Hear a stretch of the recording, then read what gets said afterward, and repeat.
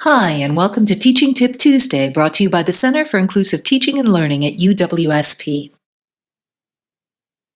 Although I've already completed a series of teaching tips for the 2025 spring term, Erin Speetson, the director of CITL, asked that I burn the midnight oil and get together a special public service announcement for members of our campus community that touches on the changes to Title II of the Americans with Disabilities Act that were passed in the spring of 2024.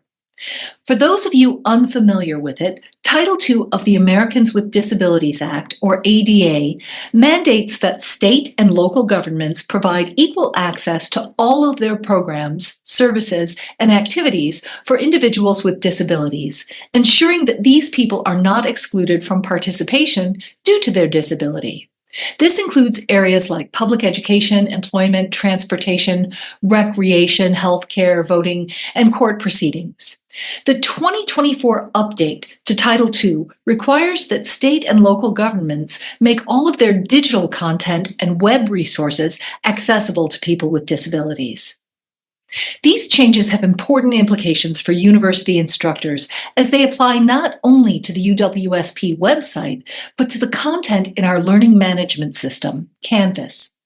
As you're about to see, we're quickly approaching the equivalent of Y2K for web accessibility. And just as with Y2K software compliance back in the day, this is something that you need to begin preparing for now. The changes to Title II were instituted because, as many aspects of public life have moved to online modalities, many people with disabilities have been locked out by web resources that are not accessible to them. This is a civil rights issue. To ensure civil rights, web materials must be usable by all, including those who use assistive technologies. This applies to programs, services, and activities that are offered by public entities like UWSP on websites or on mobile apps. While this impacts a diverse population, blind or vision impaired people, deaf or hard of hearing people, and people with movement disabilities that impact mouse-based navigation of digital resources are the folks that are most significantly impacted by inaccessible digital content. Although there are many ways to define accessibility, revisions to Title II are quite specific. All resources must comply with the AA level of the World Wide Web Consortium's Web Content Accessibility Guidelines. These are highly detailed guidelines, which I won't discuss here, but I encourage you to access the resources in the associated links attached to this video so that you can start wrapping your head around the kinds of changes that you'll need to make. Maybe right now you're thinking that you don't manage a university website, so this isn't your problem. It's up to IT to sort this out. But then you'd be wrong. As an instructor, you're likely to be using all sorts of materials that will have to be made accessible. This is going to include all your documents, so PDFs, Word docs, Google Docs, Excel sheets, etc. All of the videos that you use, your digital presentations, PowerPoints or Prezis, and all the materials that you put in Canvas, including pages, quizzes, discussions, and assignments. All of these must be made compliant. I've spoken to a number of faculty about this, and I know y'all are prone to wishful thinking that because students with disabilities get accommodations anyway, the Disability Resource Center will handle anything that needs to be done. But that isn't the case.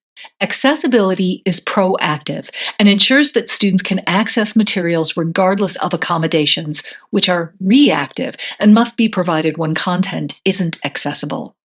Title II of the ADA says that just as buildings must be built with accessibility features, so too must digital resources. Similar to an inaccessible building, there's not a simple accommodation solution. The recourse will be to remediate the content of your course. And naturally, there are timelines associated with these changes.